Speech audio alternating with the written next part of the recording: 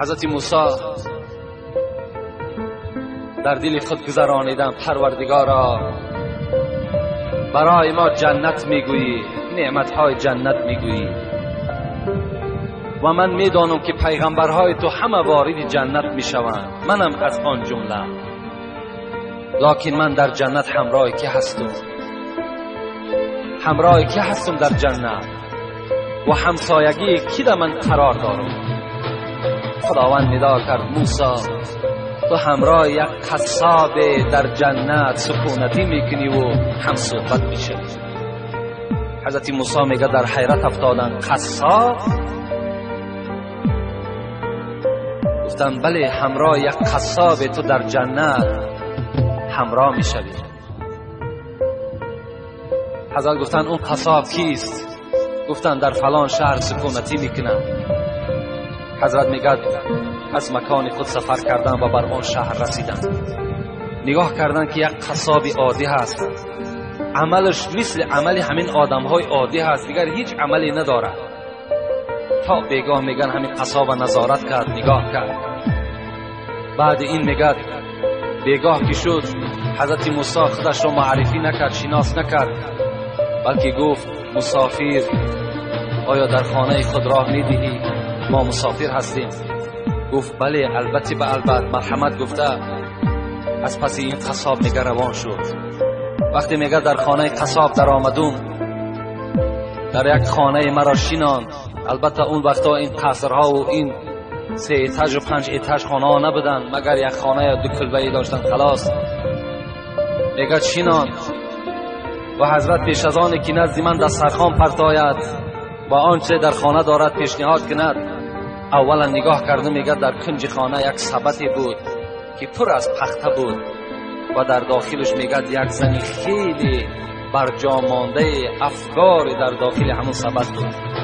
میگه حضرت میگه نزدیک شدن، با دست خود میگه طعام دراز میکردن، بر دهان او کس آب میدادن. وقتی که سیر شد میگه دستش میگه مادر برداشت، یک دعای داد میگه و قصاب میگه از خانه بیرون شد. وقتی میگه این قصاب از خانه بیرون شد، من نزد سبد حاضر شدم و گفتم مادر السلام علیکم، شما کی هستین؟ گفت من مادر همین قصاب هستم، سالهای زیادی رنج دارم، مصیبت دارم، بیماری دارم، لیکن الحمدلله که این فرزند من دایم در فکر نفقه من هست، شکم و لباس من و جای خواب من دائم معین کردگی هست. میگه گفت مادر عزیز آیا یگان امید، آیا یگان دعا، آیا یگان درخواست مقصد داری؟ گفت ای مسافر، گفت فقط یک امید دارم و دائم دعای من همین است که این فرزند من بعد این قدر مهربانی هایی که بر من میکند خدایا در جنت در همسایگی حضرت موسی باشد. فقط دعای من گفت همین است. میگه حضرت موسی گریان شدند و گفتن مادر، گفتن یک شادیانه بر من بده، یک هدیه بر من بده، زیرا که همان موسی که تو میگوی همان موسی من هستم و همان پیغمبر من هستم و دعای تو در نزد خدا اجابت یافت و این فرزند تو در جنت همراه من هست. خوش به حال اون فرزندهایی که همراه پیغمبرها و همراه شهدا در جنت از پشت چی؟ از پشت خدمت کردن در حق پدر و مادر هست. رسول اکرم در حدیثهای فراوان خود به ما و شما خبر میدهد کسی که سحر از خواب میخیزد مرضیا لابویه، هر وقتایی که سحر بیدار می شود پدر و مادر از او راضی هست، پدر و مادرش راضی هست. مادامی که پدر و مادر راضی شد، رسول الله چی گفتن؟ له بابان مفتوحان الی الجنه. وقتی که پدر و مادر سحر که از تو راضی باشند، 2 دروازه از دروازه های جنت برای تو کشاده ایستادگی منتظر تو هستند. و من امسا مثل ذالک، اگر تا بیگه هم که راضی ایستند، رسول الله گفتند اون دروازه ها هم کشاده منتظر این فرزند هستند. و این کان واحدا فواحد، رسول الله گفت اگر یک تش راضی باشد، یک دروازه جنت برای تو کشاده هست.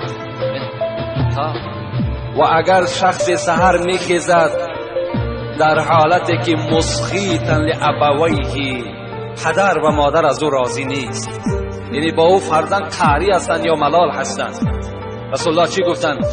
کان له بابان مفتوحان الی النار، دو دروازه از دوزخ برای این فرزند کشاده ایستادگی هست.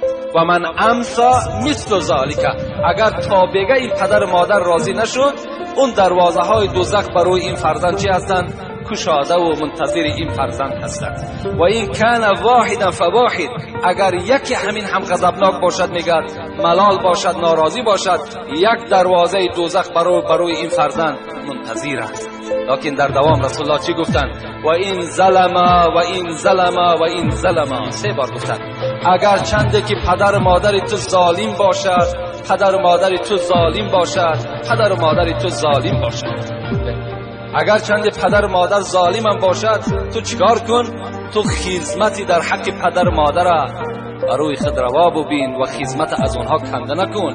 زیرا خدا را بین در سوره همین لقمان و ما و شما چی میگوید؟ امروز بسیار جوان ها میآیند پیش ما، سوال میکنم پدر من فلان گپ گفت، آیا من در همین گپ خلافی اگر پدرم کار کنم چی میشود؟ خوش به حالشون که سوال میکنند و جواب خودشون هم میگیرند. خداوند در قرآن به ما و شما تذکر میدهد، میگوید و این جاهداک علی ان تشرک بی ما لیس لک به علم فلا تطیعهما و صاحبهما فی الدنیا معروفا. صدق الله العظیم. سوره لقمان است. خدا میگوید اگر پدر و مادر بر کدام شما ای فرزندها امر کنند این که فرزند من با خدای خودت مشرک شو، یعنی شریک در ذات خدا بیار، یا میگم فرزندی من نماز نخوان، فرزندی من روزه نگیر، فرزندی من مالداری زکات نده، فلا تطیعهما، این پدر و مادر بزم این قدر احترامی که دارن تو اطاعتشان نکن.